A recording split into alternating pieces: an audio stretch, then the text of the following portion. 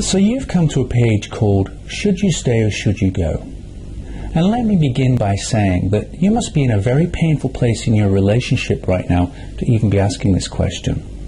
So the first thing I'd like to say is, I'm sorry that you're struggling in your relationship. And I know that being in this level of turmoil and this level of confusion about staying or going can be excruciating. The thing is, though, until you come up with an answer to the question, should I stay or should I go, you are doomed to the endless cycling and circling of that question over and over and again in a way that is practically crazy-making.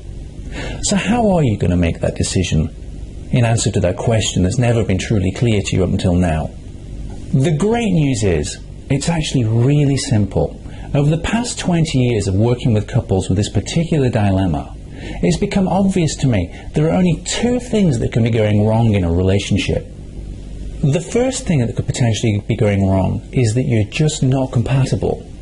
If you read the section below, you can figure out whether or not you and your partner are basically incompatible or not.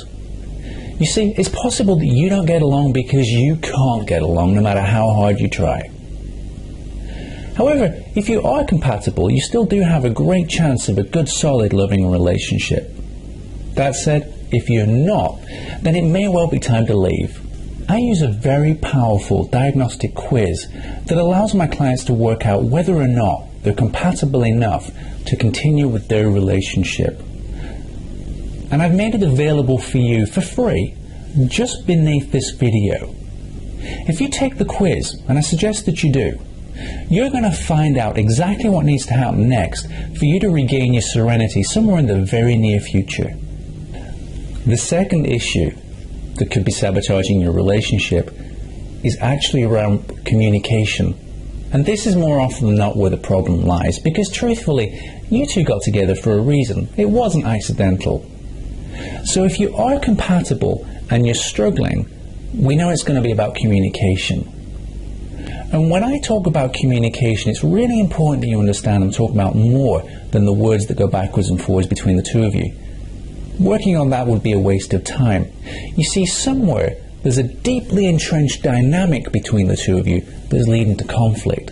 The smart thing to do is to figure out where that conflict lies and then how to dismantle that.